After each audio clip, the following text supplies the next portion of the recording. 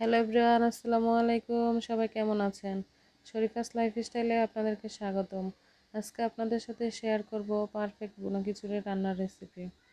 প্রথমে এখানে আমি নিয়েছি 250 গ্রাম মুগ ডাল। তো একটি কড়াইয়ে মুগ ডাল দিয়ে চুলার আঁচটা মিডিয়াম হিটে করে অনবরত নেড়েচেড়ে কিছু সময় নিয়ে ভেজে নেব। ডাল ভাজা হয়ে গেলে ভালো করে পরিষ্কার পানি দিয়ে ধুয়ে তারপর এখানে 2 কাপ পানি অ্যাড করে হাফ চা চামচ লবণ দিয়ে ডাল সিদ্ধ করে পানি শুকিয়ে নিব। ডালে যেন এক্সট্রা পানি না থাকে এভাবে সিদ্ধ করে নিব। এখন চুলায় আরেকটি কড়াই বসিয়ে দিয়েছি, দিয়ে দিয়েছি 1 কাপ তেল, দিয়ে দেব 1 কাপ পেঁয়াজ কুচি। তেলের সাথে পেঁয়াজটা অনবরত নেড়েচেড়ে একটু ভেজে নিতে হবে।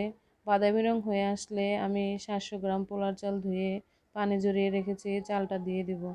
চালটা অনবরত নেড়েচেড়ে 10 থেকে 15 মিনিট ভেজে ঝরঝরে করে নিব। এ পর্যায়ে আমি অন্য কোনো মশলা অ্যাড করব না। তো চাল ভাজা হয়ে গেলে ডাল দিয়ে দিব, যেই ডালটা আমি সিদ্ধ করে পানি ঝরিয়ে নিয়েছি, ডাল অ্যাড করে দিব। তারপর দিয়ে দিব পানি, 700 গ্রাম চালের জন্য 1400 গ্রাম পানি দিয়ে দিব। এর মানে হচ্ছে যে যতটুকু চাল নেবেন এর ডাবল পানি দিতে হবে। ডালের জন্য কোনো এক্সট্রা পানি দেওয়া লাগবে না, যেহেতু ডাল আগে থেকেই সিদ্ধ করে নিয়েছি, তাই ডালের জন্য আমি এখানে কোনো এক্সট্রা পানি ব্যবহার করব না, চালের ডাবল পানি দিয়ে দিব। তারপর এখানে দিয়ে দিচ্ছি আমি 2 চা চামচ হলুদ গুঁড়া, 1 চা চামচ ধনিয়া গুঁড়া, 1 টেবিল চামচ আদা রসুন বাটা এবং কিছু আস্ত গরম মশলা দিয়ে দিব। তো এখানে আমি 4টি করে গরম মশলা দিয়েছি, 4টি লবঙ্গ, 4টি এলাচ, 4 টুকরো দারচিনি, 4 টুকরো গোলমরিচ, এগুলো দিয়েছি। এখানে কোনো মরিচ অ্যাড করব না, আমার বাচ্চারা মরিচটা খেতে পছন্দ করে না, তো মাংস ঝালেই হয়ে যাবে। এখানে খিচুড়িতে আমি এক্সট্রা মরিচ দিব না। তো এক্সট্রা স্বাদের জন্য আমি খিচুড়িতে বা মাংসের মধ্যে যে মশলাটা ইউজ করি সেটা হচ্ছে চাট মশলা, বা দোকানে কেনা যায় সেই ম্যাগি মশলাটা দিতে পারেন।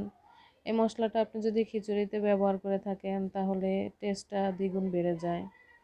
চাইলে টেস্টি সল্টও দিতে পারেন, তো আমি এখানে ম্যাগি মশলাটাই ব্যবহার করেছি।